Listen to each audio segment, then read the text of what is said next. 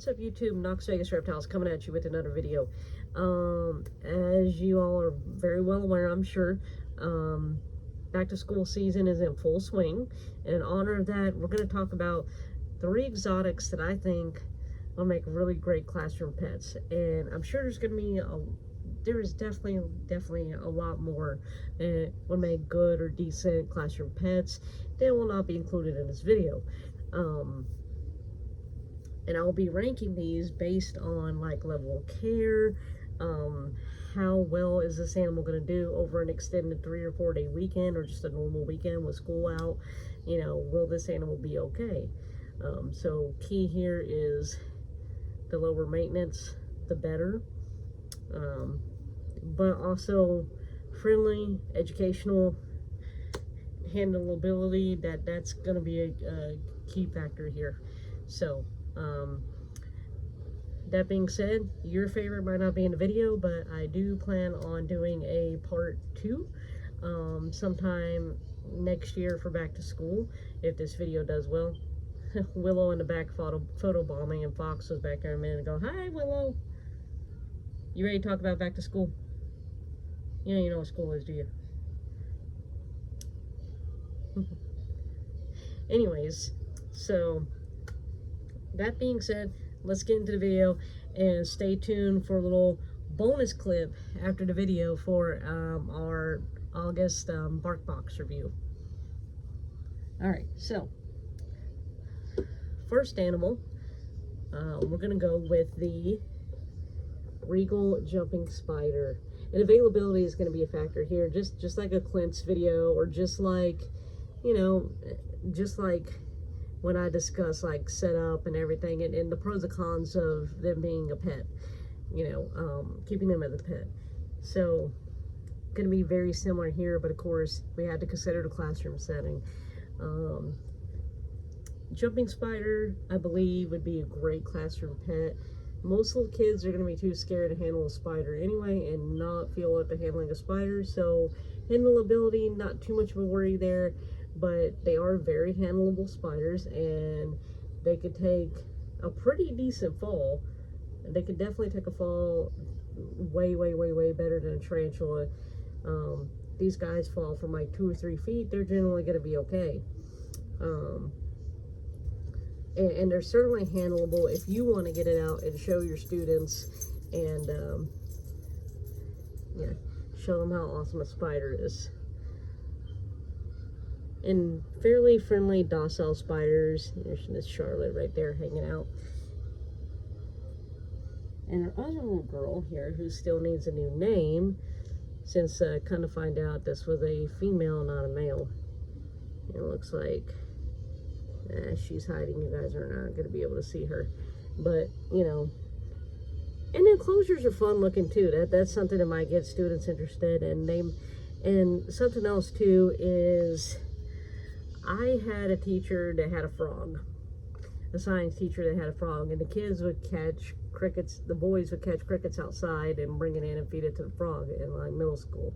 And obviously, with amphibians and reptiles, you don't want to do that because you can like worry about worms and things like that. Jumping spider, I mean, you don't really have to worry about that. You're fine feeding them a wild cricket. You know, I mean, yes, insects, arachnids can also be victim to another type of worms, different type of worm, but a lot of jumping spiders are like wild caught anyway. Unless you're talking Pheidippides regius like this one, or well, like both of mine. So really it's not a big deal if a kid in your class, you know, comes up and throws a wild cricket in there. Not unless they spray pesticides a lot outside the school, then that is definitely a concern. You want to let the kids know, hey, if you want to feed it a bug, I'm gonna feed it on Friday and I'll let you feed it. Maybe let them take turns feeding it so they're not tempted to like catch something outside and bring it in and feed it to the spider. But anyways, that being said, That's the only worry with wild bugs, feeding these guys wild bugs. But and they're cheap. I was gonna talk about cost. Yeah, I mean you can literally just get a mason jar and a screen top lid and fill it with dirt, sticks, and leaves and things from outside. Again, as long as those pesticides have been sprayed, and put a jumping spider in there, and you can catch one from the wild, and it's free. Or you can get one from a breeder for about 50 bucks. Either way, cheap, and especially like elementary schoolers, they're learning like basic biology, just basically learning about animals and what those animals do and their role in the environment. You know, you can see the spider make the web and everything. It's cool. And of course, with reptiles, you would never, ever, ever, ever, ever, ever want to take them out of the wild. This is completely different scenario with jumping spiders. They're very, very plentiful in the wild, and they have like hundreds of thousands of babies. One female can lay up to 8 egg sacs with 50, 60 or more eggs in that egg sac each time. So, yeah. Same rules does not apply here. Now, our second classroom pet, the leopard gecko. Now, the leopard gecko, you can feed these guys every few days, 3 or 4 days, or you can just fill up their mealworm dish like once a week, or give them a bunch of crickets like once a week. Mist their cage. If they're in a tank, you want to spray the cage once every day or two. You know, you don't want it too moist. This is not a tropical gecko, but light mist once a day, or nice, good, moderate mist every other day, and these guys will be fine. And you know, and plus, if you forget one day and you guys put like if you put a human hide in the tank, you know, with some moss, and a little hideaway for them to get into with some moss, soaked moss, to build up like that condensation and stuff. They can go in there and drink, and go in there if they're getting ready to shed if they need to, and it's too dry in the rest of the tank. So that's something to think about too. Say like, I don't know, school gets closed for a week because of sickness or because of a snowstorm or something, and you're gone longer than what you expected. This little guy should be okay. As long as his heat doesn't go out, this little dude should be okay. So, really just a little heat pad, a little 10-gallon tank, a hide on either side of the tank, the little human hide, and then like a little cool hide on the other side of the tank where he can go hide and cool off if he's too warm. You know, some stuff to climb on in there, and a dish, and a little spray bottle, and this guy is good. Again, there is the worry of kids like trying to catch bugs, wild bugs, and feed it to them. You definitely want to let them know they cannot feed it wild bugs, so that way your gecko does not end up with worms. And as you see, they're very docile, very friendly, and handleable if they're used to being handled. So definitely, if you want one and you want to use it as a classroom pet, definitely handle it quite a lot. And of course, definitely monitor with small, like elementary age kids, because these are small lizards, and we don't want them to get dropped and stepped on or squished. But really, unless there's just a massive power outage where these guys, you know, were out heat for like over 24 hours or longer, this guy's gonna be okay. And for like the long holidays like Easter, Christmas, stuff like that, you certainly go back home with you. So another great classroom pet. And the last one for the video, real quick.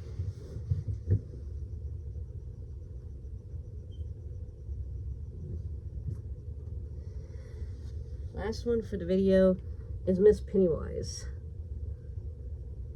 Of course, our clown ball python. Killer Clown to be exact, Super Pastel Clown or Killer Clown Ball Python.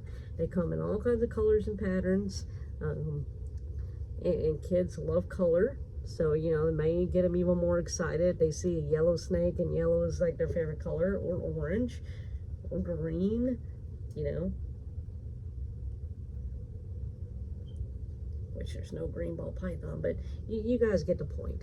But anyway, very friendly, very handleable, a little bit bigger, meatier animal if, you know, for kids to handle.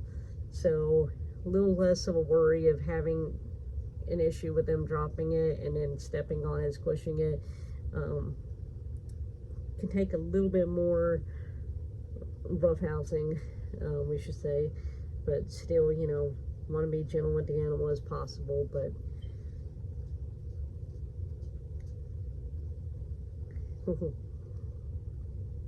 and again, not too expensive. I mean, a normal ball python about 30 bucks. Oh yeah, with the leopard gecko, you could pick up one of them for anywhere from 25 to 50 bucks or more, 100, 200 for something super fancy. But you can easily find a leopard gecko for 25 bucks. And of course, I go through a leopard gecko setup in my leopard gecko setup video, and it easily under 50 bucks. So, and a ball python, a normal, run you about 30.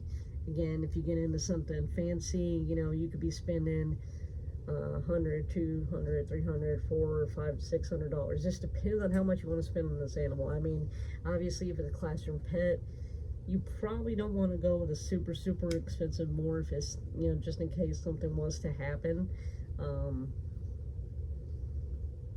You know, so I would probably just stick with the normal, plus that's what they look like in the wild anyway. But if you did want something pretty and something really nice for the classroom, you know, go for it.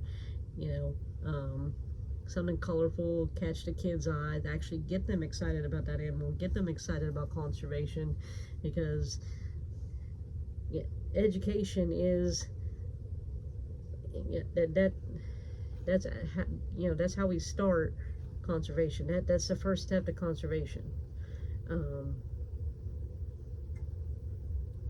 Anyway, that being said, ball python setup isn't too expensive either.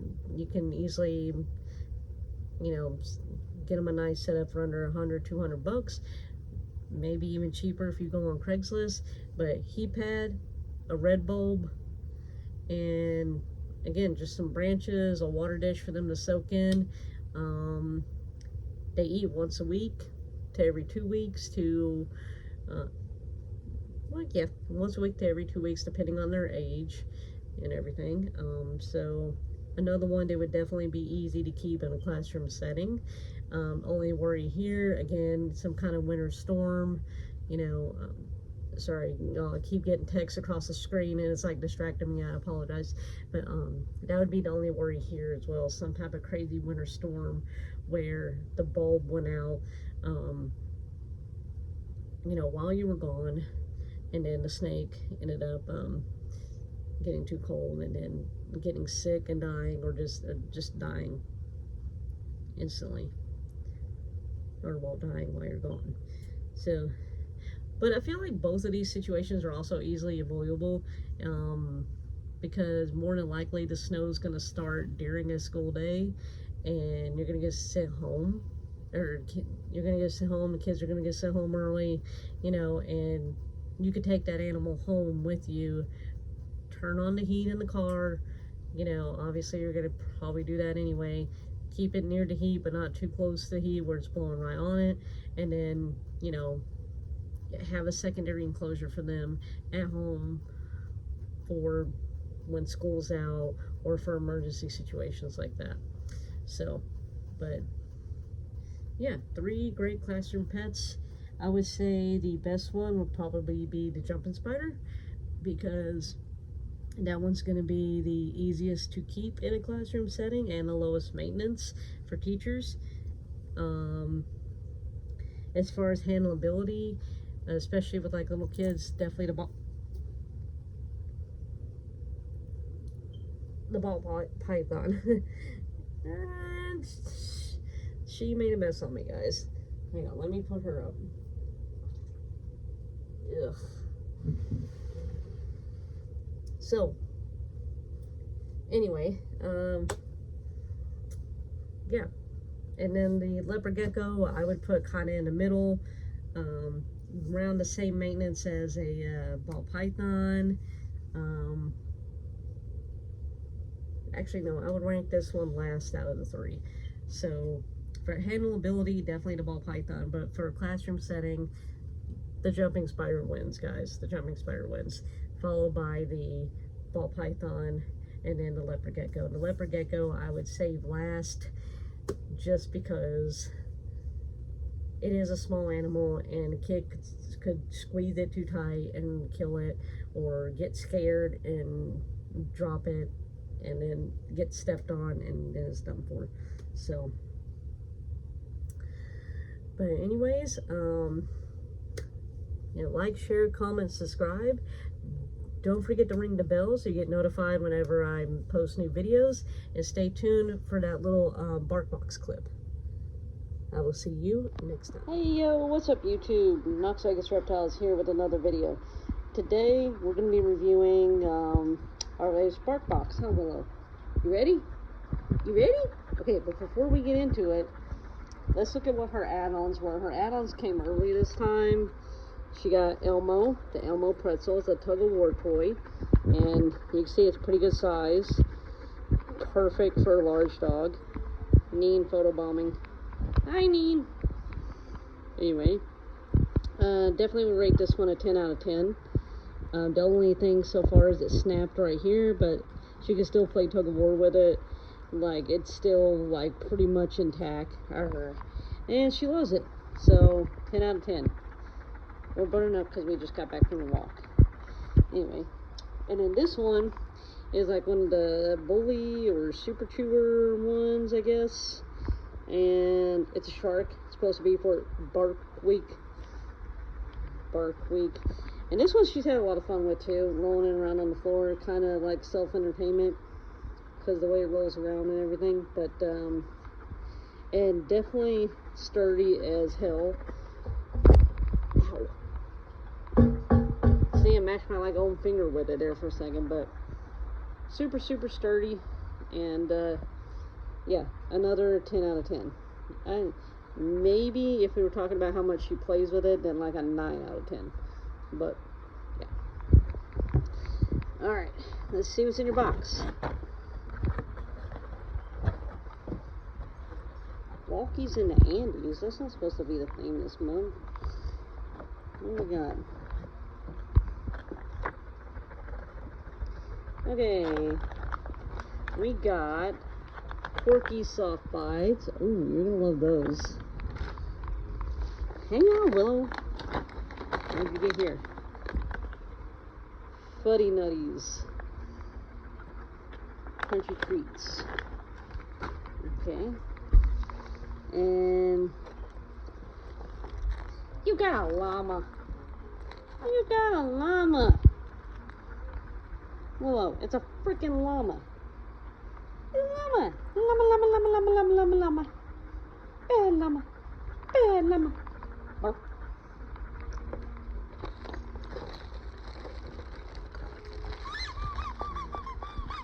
And you got a condor.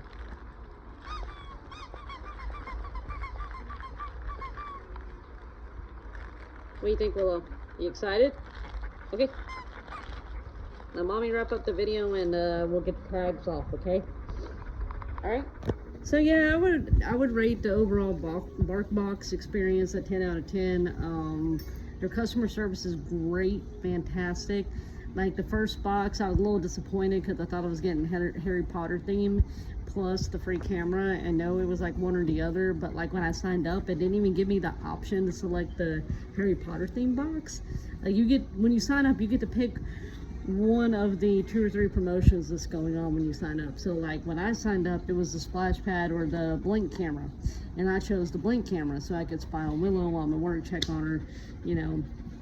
$40 value, free with the first box, or should I say included with the first box technically. But box number 2, she, well, anyway, getting ahead of myself. ADHD, hello. But anyway, they, box number 2, box number 1, because I was disappointed with the theme, they sent her a free toy, as a we're sorry thing, and they sent her the egg indoor frisbee thing, which if she tears up, it has a ball inside, and she loves that thing. Box number 2, she tore up one of the toys in 5 seconds. It was supposed to be like an enrichment toy, and I put the treats in there, and she destroyed it, the whole face of it. It was like a fish. You put the treats in, and she destroyed the fish's face in like 5 seconds. So yeah, so they sent another toy as a I'm sorry, and they sent us this like squeaky like plush candle that says sniffing butts, and it's absolutely the cutest freaking thing, freaking adorable. But yeah, just absolute great customer service experience. I would say the only disappointment is not getting the theme you're expecting sometimes, you know. Like hers are a little bit off because, you know, we started late in the month with her. But, yeah. Anyways, so as far as like durability though, I would rate like 9 out of 10. There's only been one she destroyed. They've been pretty durable. As far as like how much she enjoys them, 11 out of 10. She's enjoyed every single one of them. The treats, 10 out of 10, 11 out of 10. They let you pick allergies, which she doesn't have any food allergies, but they let you input that in if you need to. And she's like every single one of the treats, they are like all natural. Like there's not like a bunch of garbage in these treats. They're just like homemade dog treats. Pretty awesome. But yeah, give it a shot, try it out for yourself.